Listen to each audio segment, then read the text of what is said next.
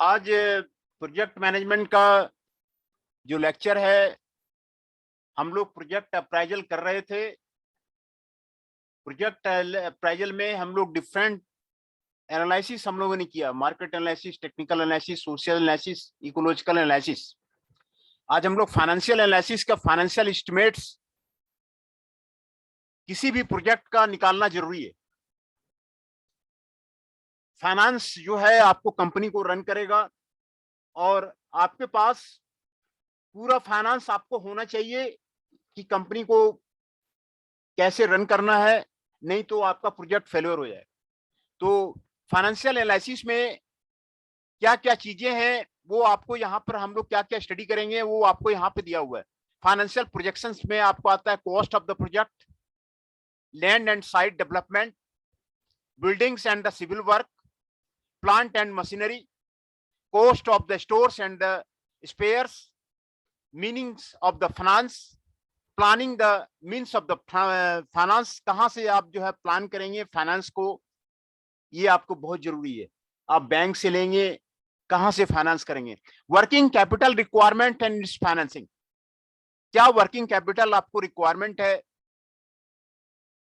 और कैसे उसको फाइनेंस करेंगे। प्रॉफिटेबिलिटी प्रोजेक्शंस क्या है, कितना प्रॉफिट मिल सकता है, ये एसेस करना किसी प्रोजेक्ट को लगाने के पहले आपको एसेस करना जरूरी है कि कितना प्रोजेक्ट से फाइनेंस आएगा, तभी आप जो है सक्सेस कर सकते हैं। प्रॉफिटेबिलिटी एनालिसिस, प्रॉफिटेबिलिटी प्रोजेक्शन, ये सबसे जरूरी है। कोई भी आपको 2 पैसे लगाते हैं तो वो चाहता है कि हमें वापस रिटर्न मिले। तो प्रॉफिटेबिलिटी एनालिसिस किसी भी बिजनेस में ये आपको जरूरी है, प्रॉफिटेबिलिटी प्रोजेक्शन करना। प्रोजेक्टेड बैलेंस शीट पर आपको क्या होता है, time value of the money. Money का क्या है, टाइम वैल्यू है। मनी के जो है टाइम के साथ जो है चलता है, तो वो आप time value of the money क्या है, future value of the single amount क्या है, present value of a single amount क्या है, इसको आप निकालेंगे। और cost of the capital, concept of the average cost of the capital क्या है, कॉस्ट ऑफ द इक्विटी क्या है, डिटरमाइनिंग द प्रोपोर्शंस क्या है, weighted marginal cost of the capital क्या है, misconception surrounding cost of the capital क्या है। ये सारे कॉस्ट ऑफ द कैपिटल आप उसको डिसाइड करेंगे, है ना। अप्राइजल क्राइटेरिया, मार्केट अप्राइजल क्या है, कैरेक्टराइजेशन ऑफ द मार्केट क्या है, risk analysis in the capital investment decision, वो निकालना बहुत जरूरी है कि क्या क्या रिस्क है। कहीं भी आप मनी लगाएंगे तो उसमें क्या रिस्क है, तो risk analysis, what are the risk factors are there, ये कंसीडर करना जरूरी है, नहीं तो आपका बिजनेस फेल हो जाएगा। सभी काम में आपको रिस्क रहता ही रहता है, तो रिस्क एनालिसिस पहले कीजिए कि what are the problems are there, what are the risk are there, और उसको आप जो है रिस्क को हटाइए। Strategy for the controlling the risk, what the strategy you will take up for controlling the risk. Need for the new concept, projected cash flow statement, what will be the projected cash flow statement will be there, what will be the projected balance sheet, financing of the project, how the financing of the project can be done, and thus we will study about the summary, keywords and the review questions and the further reading. ये lecture notes आपको already आपको दे दिया गया है, and this lecture notes is not available in the market. तो आपको यहीं से आपको पढ़ना होगा, यही आपका लाइफ लाइन है। तो हम लोग शुरू करते हैं। What are the objectives of the today's lecture, what are the financial projections are there, and you have to understand the time value of the money. किसी भी मनी का टाइम वैल्यू होता है, वो टाइम के साथ इंक्रीज करता है, टाइम के साथ डिक्रीज करता है। तो time value of the money ये आपको निकालना जरूरी है। कॉस्ट ऑफ द कैपिटल ये आपको निकालना जरूरी है। What are the risk analysis dependent upon the capital investment, ये निकालना आपको जरूरी है। What are the risk analysis is there in the capital investment is there, तो ये आपको निकालना जरूरी है ना। तो किसी भी प्रोजेक्ट में फाइनेंशियल एनालिसिस करना, क्या क्या एनालिसिस करेंगे, वो सारा आपको यहाँ पर आपको दिया हुआ है। ये बजट जो है आपको डिसाइड करना जरूरी है। हर एक गवर्नमेंट भी जो है 5 ईयर प्लान्स बनाती है, बजट डिसाइड करती है, एवरी ईयर बजट डिसाइड करती है कहां पर क्या खर्च करना है, कहां पर किधर लगाना है। तो ये बजट आपको डिसाइड करना आपको जरूरी है। ये बजट आपको डिसाइड करना जरूरी है।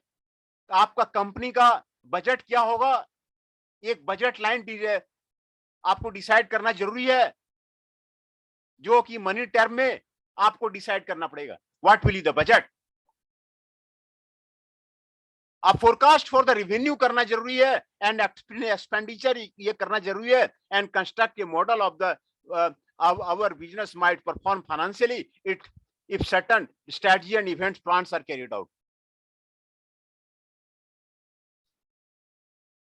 है ना, ये आपको करना जरूरी है। Cost constant for the project, program और ऑपरेशन, ये निकालना आपको जरूरी है ना। Financial projections, what are the financial projections are there. ये सारे आपको 10 जो है फैक्टर्स आपको कॉस्ट ऑफ द प्रोजेक्ट आपको यहां पर आपको दिए हुए हैं। 10 फैक्टर्स आपको यहां पर दिए हुए हैं। The cost of the project represents the total of the item of the outlet associated with the project, ये आपको दिया हुआ है। Land and site development, building and the civil works, plant and machinery, ये सारे आपको दिए हुए कहां कहां पर आपको जो है प्रोजेक्ट में आपको पैसे लगेंगे। टेक्निकल नो हाउ आपको दिया हुआ है, एंड इंजीनियरिंग फीस आपको दिया हुआ है। Expenses on the foreign technician आपको दिया हुआ है, and training of the Indian technician abroad, ये आपको दिया हुआ है। मिसलेनियस फिक्स एसेट आपको दिया हुआ है। Primary and capital issue expenses आपको यहां पर आपको दिया हुआ है। प्री ऑपरेटिव एक्सपेंसेस आपको यहां पर दिया हुआ है। Margin money for working capital, ये आपको दिया हुआ है ना।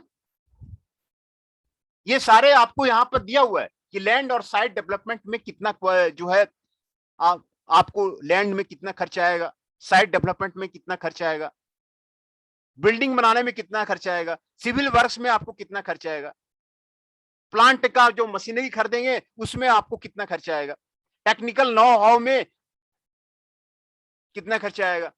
फॉरेन टेक्नीशियन अगर मंगाना है, आप जर्मन के साथ कोलैबोरेशन करेंगे, जापान के साथ कोलैबोरेशन करेंगे, तो आपको फॉरेन टेक्नीशियन बनाना पड़ेगा। मारुति जापान से अपना टेक्निकल कोलैबोरेशन चलता है। जापानीज जोन भी आपका बना हुआ है इंडिया में, मानेसर के आगे जापानीज जोन आपका बना हुआ है। कई बार मैं जापानीज जोन में विजिट किया हूं, और कई जापान की कई कंपनियां आपको मानेसर के आगे आपको लग रही है। तो कई फॉरेन टेक्नीशियंस जो है आपको जापान से आपको मंगाने पड़ेंगे। And training of the Indian technician abroad, ये आप में क्या खर्चा आएगा। इंडियन देखिए ऐसा है ना कि जो स्किल है ना, मेनली आपको जो G7 कंट्री है उनके पास है टेक्नोलॉजी जो है। G7 कंट्री आपके यूएसए हो गया, यूके हो गया, जापान हो गया, है ना, जर्मनी हो गया, तो उनके पास है। तो आपको ट्रेनिंग के लिए आपको जो टेक्नीशियन है वो भेजना पड़ेगा, जापान के पास आपको भेजना पड़ेगा। ये वहां से आप मारुति की जो है कई स्कीम चलती है, कई जो है उनके जनरल मैनेजर आपको जो है जापान जाते हैं घूमने के लिए, 6 महीने का वहां से ट्रेनिंग लेके आते हैं, फिर यहाँ पर आके काम करते हैं। तो मारुति के कई जो है आपको एम्प्लॉय जो है जापान जाते हैं, वहां से ट्रेनिंग लेकर के फिर यहाँ पे काम करते हैं। तो मिसलेनियस फिक्स एसेट आपको डिसाइड करना है कि आपको क्या क्या होगा। Primary and capital issue expenses, वो आपको डिसाइड करना पड़ेगा। प्री ऑपरेटिव एक्सपेंसेस क्या क्या है वो आपको डिसाइड करना पड़ेगा। तो ये सारे जो है कॉस्ट ऑफ द प्रोजेक्ट है। The land and the site development, the cost of the land and the site development is the sum of the following. Basic cost of the land including the conveyance and the other allied charges. What are the cost of the land? वो क्या है? Other allied charges क्या क्या है? Premium payable on the lease hold में आपको क्या है? Conveyance charges, वो आपको क्या है? Cost of the leveling and the development, वो आपको क्या है? Cost of the laying approaches, rewards and the internal roads, वो आपको क्या है? Cost of the gates, cost of the welds, ये सारे कॉस्ट आपको एनालिसिस करेंगे, करना पड़ेगा। Building and the civil works में आपको क्या क्या खर्च आता है। कोई भी प्रोजेक्ट बनाने के लिए आपको बिल्डिंग एंड सिविल वर्क्स आपको करना पड़ेगा। कोई भी इंडस्ट्री को खोलने के लिए आपको बिल्डिंग एंड सिविल वर्क्स आपको करना पड़ेगा। Building for the main plant and the equipment, building for the actually services like the steam supply, workshop, laboratory, water supply etcetera, godowns, warehouses and open yard facility, ये आपको जो है आपको करना पड़ेगा। Quarter for the essential staff, ये आपको बनाना पड़ेगा। बहुत सारी कंपनियां हैं, वो चाहती है कि बिहार से लेबर आए, लेकिन उनको रहने के लिए क्वार्टर्स नहीं देती है, तो वो लेबर उसको वहां पर आता नहीं है। लेबर के लिए आपको क्वार्टर्स आपको बनाना पड़ेगा। ये एसेंशियल है कि आप जब कंपनी खोलिएगा तो एसेंशियल स्टाफ तो रखना ही होगा, उसका रहने का इंतजाम ये बहुत एसेंशियल है। क्वार्टर आप नहीं देंगे तो बहुत सारी जो है लेबर आपका वहां पर ज्वाइन नहीं करना चाहती है, तो क्वार्टर्स आपको बहुत ही जरूरी है। कहां पर जो है आप करें, कैंटीन बहुत जरूरी है,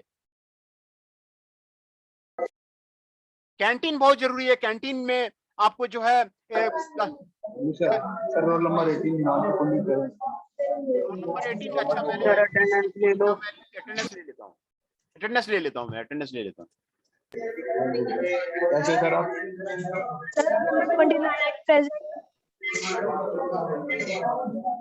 अटेंडेंस ले लेता हूँ, अटेंडेंस ले लेता हाँ जी सर। हूँ। आप बोलिए। जी सर सर। 29। मैं ले रहा हूँ, अटेंडेंस ले रहा हूँ। जी sir. Ji sir.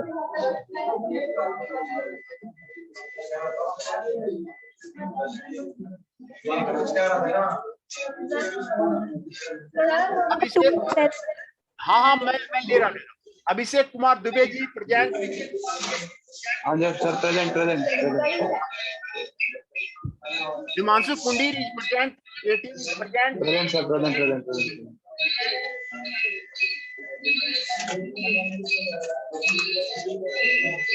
Ashish 7 is present. Chandan Shah 8 is present.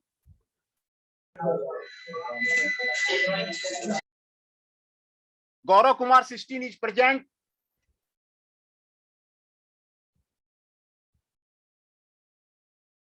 Himanshu Pundir 18 is present. Jainesh Chauhan ji 22 is present. Jitendra Rana ji 23 is present. Rishabh Nayak ji 54 is present. Sir 29 भी प्रेजेंट है। सर मेरी बैटरी लो हो गई तो इसलिए मेरे को लीव करनी पड़ी क्लास। नहीं मैं कर देता हूँ 29। Thank you sir. 29 हाँ कर दिया मैंने, कर दिया। Jitendra Rana 23 is present. Shekhar ji 41 is present. Ankit Sharma ji 6 is present. Himanshu ji 17 is present. तो जो प्रेजेंट हैं मैं उनका नाम आपको बता देता हूं। Himanshu ji 17 is present. Ankit Sharma ji 6 present. Shekhar ji 41 is present. Rishabh Nayak 54 is present. Jitendra Rana ji 23 is present. Jainesh Chauhan ji 22 is present. Himanshu Pundir ji 18 is present. Gaurav Kumar ji 16 is present. Chandan Shah ji 8 is present. Ashish ji 7 is present. Abhishek Kumar Dubey ji 2 is present and Hriday Parashar ji 19 is present.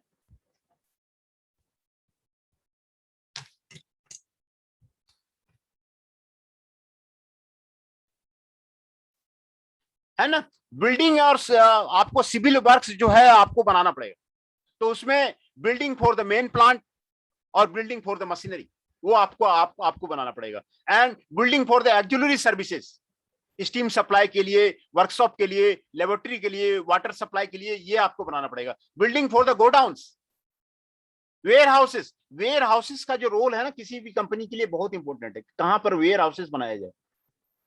ये सप्लाई चेन का डिस्ट्रीब्यूशन में वेयर हाउसेस का जो फैसिलिटी है market के पास में रहना चाहिए। तो वेयर हाउसेस जो है वो जरूरी है, जिससे कि कस्टमर को आप जो है तुरंत सर्विस प्रोवाइड कर सके, वेयर हाउसेस से तुरंत जो है आप सामान निकाल के आप दे सकें। ये वेयर हाउसेस का जो डिसीजन है, इसका जो है आपको बहुत रिसर्च चल रहा है, इसमें आप इसमें प्रोजेक्ट कर सकते हैं वेयर हाउसेस पे। ये वेयर हाउस, ये जिस कंपनी का जितना आपको मजबूत होता है ना, वो कंपनी उतना ज्यादा स्ट्रॉन्गर होता है। जैसे ही कस्टमर का डिमांड आया, उसी तरह जो है वो वेयर हाउसेस से जो है आपको सामान निकाल के दे देते हैं। तो ये वेयर हाउसेस का आपको जो निर्माण है वो आपको बहुत ही जो है आपको इंपॉर्टेंट है। Non factory building like the canteen का आपको जरूरी है, कैंटीन का जो है आपको जरूरी है। गेस्ट हाउसेस जो है वो कहां पर, वो आपको जरूरी है। टाइम ऑफिस कहां पर है, वो आपको जरूरी है। एक्साइज हाउस कहां है, वहां पर आपको जरूरी है। क्वार्टर्स और द एसेंशियल स्टाफ कहां पे आपको क्वार्टर्स है, ये आपको क्वार्टर के लिए मैं बताया है कि जो आपको अगर इंडस्ट्री खोलना है तो आपको बहुत सारा प्रोजेक्ट इस वजह से फेल हो जाता है। आदमी रहेगा कहां पर, उसको रहने की टेंशन होती है, वो यहाँ वहां रहता है, बहुत दिक्कत होती है। बहुत सारा प्रोजेक्ट जो है क्वार्टर की वजह से आपको फेल हो जाता है। और ये सारे सिलो टैंक्स, वेल्स, चेस्ट बेसिन्स, ये सारे जो हॉपर बिन्स, ये सारे आपको जरूरी है। गैरेज सीवर्स, ड्रेनेज, ये आपको जरूरी है। अदर सिविल वर्क्स, ये आपको जरूरी है ना। ये आपको जो है वो आपको जरूरी है। The cost of the land varies considerably from one location to the other. Plant and machinery, the cost of the plant and machinery is typical. पहले आपको डिसाइड करना पड़ेगा, प्रोजेक्ट लगाने के पहले आपको डिसाइड करना पड़ेगा कहां से आपको मशीन लाना है। जनरली जो मशीन आपको जापान से मिलता है, तो जापान से आपको जो है मशीन यहाँ पर आपको लेके आना है, उसका क्या कॉस्ट होगा, cost of the imported machinery का आपको उसमें क्या क्या उसमें ऐड होगा, ये फ्रीट एंड बोर्ड आपको वैल्यू आपको क्या होगा, शिपिंग क्या चार्जेस क्या होगी, फ्रीट चार्जेस क्या होगी, इंश्योरेंस कॉस्ट क्या लगेगा, इंपोर्ट ड्यूटी क्या लगेगा, क्लीनिंग का उसका जो है क्लीनिंग का, लोडिंग का, अनलोडिंग का, ट्रांसपोर्टेशन चार्जेस का कॉस्ट क्या लगेगा। The cost for the imported machinery आपको निकालना होगा कि जापान से आपको मशीन लेके आना है।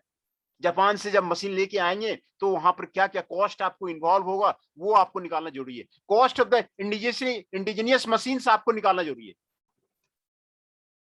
What is the free on the rail cost निकालना जरूरी है। सेल्स टैक्स आपको निकालना जरूरी है। अक्ट्री एंड अदर टैक्सेस आपको निकालना जरूरी है। रेल फ्रीट एंड ट्रांसपोर्टेशन चार्जेस, ये आपको निकालना जरूरी है। तो ये आपको फाइनेंशियल एनालिसिस में आपको करना जरूरी है। Cost of the stores and the spares, ये आपको करना जरूरी है। फाउंडेशन एंड इंस्टॉलेशन चार्जेज आपको करना जरूरी है। The cost of the plant and machinery is based on the latest available quotation adjusted for the possible escalation, है ना। फाउंडेशन का चार्जेज क्या होगा, इंस्टॉलेशन का चार्जेज क्या होगा, टेक्निकल ना हो और इंजीनियरिंग फी की जो है आपको जानना है, उसके चार्जेस क्या होंगे। तो टोटल जो फाइनेंस का जो एलिमेंट है वो आपको क्लियर करना पड़ेगा कि जो है कितना एनालिसिस लगेगा, कितना प्रॉफिट जो है आपको आएगा, ये आपको एनालिसिस करना आपको जरूरी है ना। Expenses on the foreign technicians, आप जापान से मशीन लेके आएंगे और मशीन चलाना नहीं आता है, तो आपको फॉरेन टेक्नीशियन को भी लेके आना पड़ेगा, जापानीज को वहां से लेके आना पड़ेगा, उसको रहने का अलग से हॉस्टल देना पड़ेगा, ये आपको जरूरी है। एचएससी रांची में खुला था, वो रसिया का सहयोग से खुला हुआ था, तो रसिया का एक अलग से रशियन हॉस्टल आपको बना हुआ था। वहां पर रशियन हॉस्टल बने हुए थे, वहां सभी तरह के फैसिलिटी थे और रशियन इंजीनियर्स वहां पे आते थे और वो रख करके पूरा एचएससी रांची को वो देखते थे। इसीलिए फॉरेन टेक्नीशियन का चार्जेज वो आपको देना पड़ेगा। फॉरेन टेक्नीशियन का वो आपको क्या चार्ज लगता है। Training of Indian the technician abroad, किसी भी इंडस्ट्री का आप जहां से आपको, जैसे मारुति है वो जापान की है, तो जापान आपको वहां भेजना पड़ेगा। वहां का जो उनका मेन प्लांट है, वो जो मारुति का अपना प्लांट है, वहां वो जाएगा, वहां ट्रेनिंग लेके आएगा, फिर उसको यहाँ पर आप वो लगाएगा।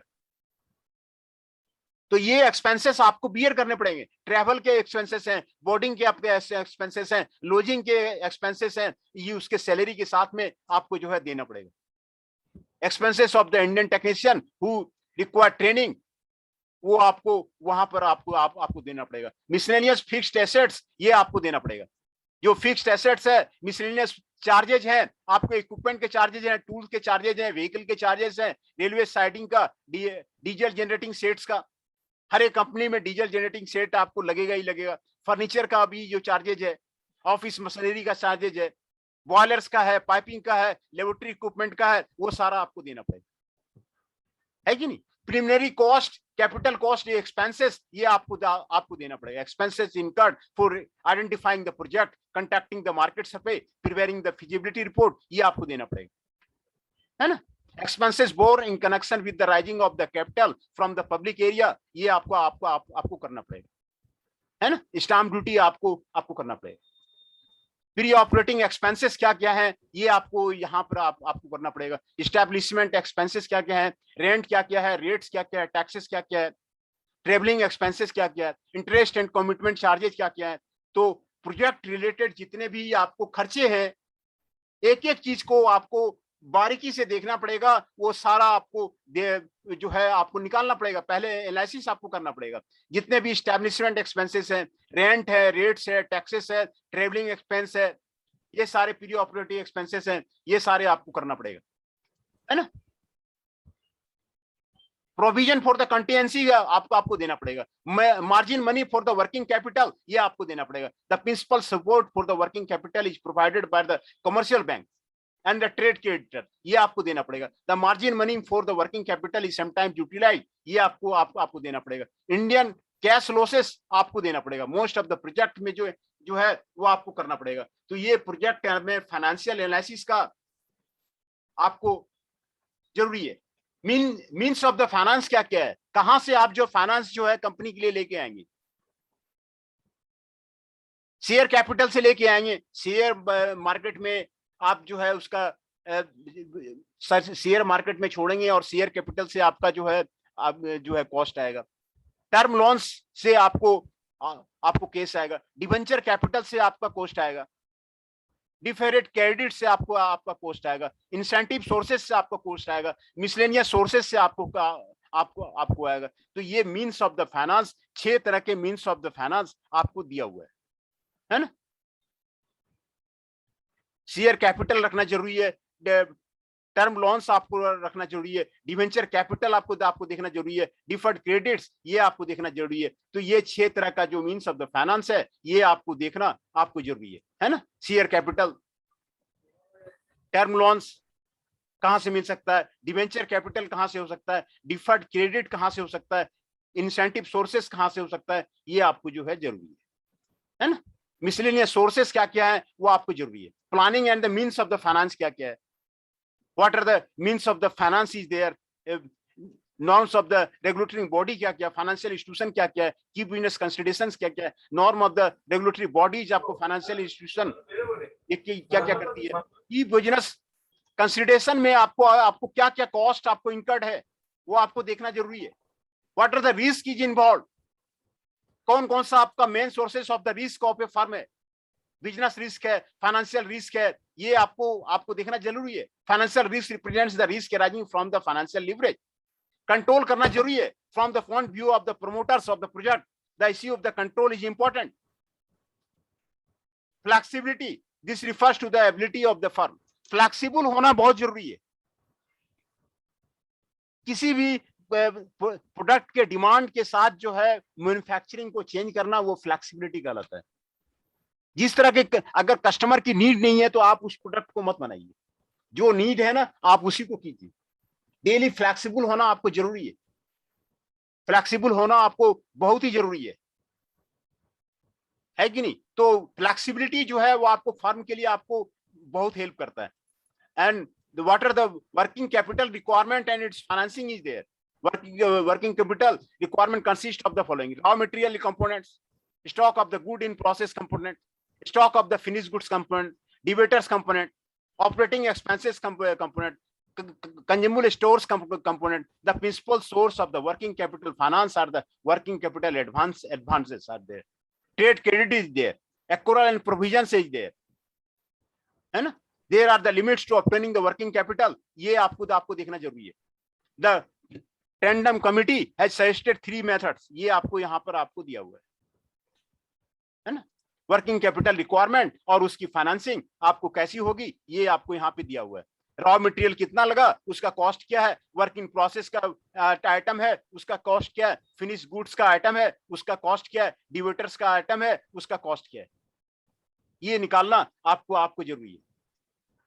प्रॉफिटेबिलिटी प्रोजेक्शन करना आपको जरूरी है, कितना प्रॉफिट आया, estimates of the working result क्या क्या है, ये आपको बिल्कुल जरूरी है कि आप प्रॉफिटेबिलिटी प्रोजेक्शंस कीजिए, प्रॉफिटेबिलिटी प्रोजेक्शंस कीजिए, ये आपको जरूरी है। What are the working results is there, आपको यहाँ पर सारे कॉस्ट आपको दिया हुआ है, कॉस्ट ऑफ द प्रोडक्शन क्या होगा, टोटल एडमिनिस्ट्रेटिव कॉस्ट के एक्सपेंसेस क्या होगा, सारे यहाँ पे दिए हुए हैं। एडमिनिस्ट्रेटिव सैलरी दिया होगा, एडमिनिस्ट्रेटिव डायरेक्टर्स, प्रोफेशनल फी दिया होगा, लाइट पोस्टेज, टेलीग्राम्स, टेलीफोन्स, ये आपको दिया होगा, insurance and taxes on the office property, ये आपको दिया हुआ है, टोटल सेल्स एक्सपेंसेस, ये आपको दिया हुआ है। The expenses included under this head are the, ये सारे आपको दिए हुए हैं। द सेलिंग एक्सपेंसेस, ये आपको दिए हुए हैं। Royalty and the now how आपको क्या है, वो आपको यहाँ पर आपको दिया हुआ है ना। Total cost of the production क्या है, वो आपको दिया हुआ है। एक्सपेक्टेड सेल्स आपको क्या है, वो आपको दिया हुआ है। ग्रॉस प्रॉफिट आपको क्या है, वो आपको जो है यहाँ पे आपको निकालना पड़ेगा। टोटल फाइनेंशियल एक्सपेंसेस क्या है, वो आपको निकालना पड़ेगा। Financial expenses consist of the interest on the term loans, interest on the bank borrowings, commitment charges, ये सारे आपको करना पड़ेगा। डिप्रिसिएशन आपको सभी का निकालना पड़ेगा, जितने भी मशीनरी हैं, कितना आपको डिप्रिसिएट किया है, ये आपको निकालना जरूरी है। डिप्रिसिएशन आपको निकालना जरूरी है। हर एक साल जो है सभी आइटम का डिप्रिसिएशन होता है, एक साल में आपको कितना डिप्रिसिएट किया, ये आपको निकालना जरूरी है। तो डिप्रिसिएशन आपको जो है वो आपको निकालना आपको यहाँ पर आपको जरूरी है। तो profit loss before the taxation क्या होगा, right of the preliminary expenses क्या होगा, प्रोविजन फॉर द टैक्सेशन क्या होगा, प्रॉफिट आफ्टर द टैक्सेशन क्या होगा, ये आपको निकालना जरूरी है ना। प्रोजेक्टेड बैलेंस शीट आपको निकालना जरूरी है। The balance sheet showing the balance in the various asset and liability accounts, ये आपको निकालना जरूरी है। ये आपको जो है ये आपको जरूरी है। शेयर कैपिटल निकालना आपको जरूरी है। रिजर्व्स एंड सरप्लस आपको निकालना जरूरी है। सिक्योर्ड लोन्स आपको निकालना जरूरी है। अनसिक्योर्ड लोन्स आपको निकालना जरूरी है। तो ये एसेट्स क्या क्या है, उसको आपको निकालना जो है वो आपको जरूरी है। Time value of the money, time value of the money निकालना जरूरी है। मनी का जो वैल्यू है वो टाइम के साथ आपको चेंज होता रहता है ना। तो वो आपको यहाँ पर आपको निकालना जरूरी है। इन जनरल आपको यहाँ पर सारा आपको निकालना जरूरी है। Time value of the money, ये आपको निकालना जरूरी है। Future value of the single amount, वो आपको यहाँ पर आपको जरूरी है कि यहाँ पर आपको सारा दिया हुआ है। कंपाउंड एंड सिंपल इंटरेस्ट का फॉर्मूला आपको दिया हुआ है। डिवेरिंग पीरियड का आपको फॉर्मूला दिया हुआ है। Present value of the single amount कैसे निकालेंगे, वो आपको दिया हुआ है। किसी भी present value of the single amount कैसे निकालेंगे, उसका जो है फॉर्मूला आपको दिया हुआ है ना। प्रेजेंट वैल्यू ऑफ द अनिबंध सीरीज, ये आपको दिया हुआ है। अनिबंध सीरीज का जो है प्रेजेंट वैल्यू आप कैसे निकालेंगे, वो आपको यहाँ पर आपको दिया हुआ है ना।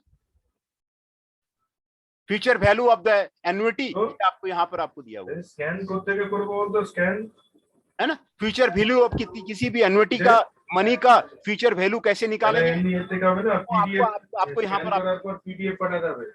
Future value of the annuity, ये आपको यहाँ पर आपको सेल्फ असेसमेंट आप कैसे करेंगे, कॉस्ट ऑफ द कैपिटल कैसे निकालेंगे, वो आपको यहाँ पर दिया हुआ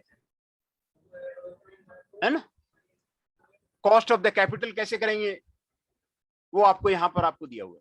बाबा से ये होगा ना, तो कॉस्ट ऑफ द कैपिटल कैसे करेंगे, वो आपको यहाँ पे दिया हुआ है। Concept of the average cost of the capital, ये आपको यहाँ पर आपको दिया हुआ है।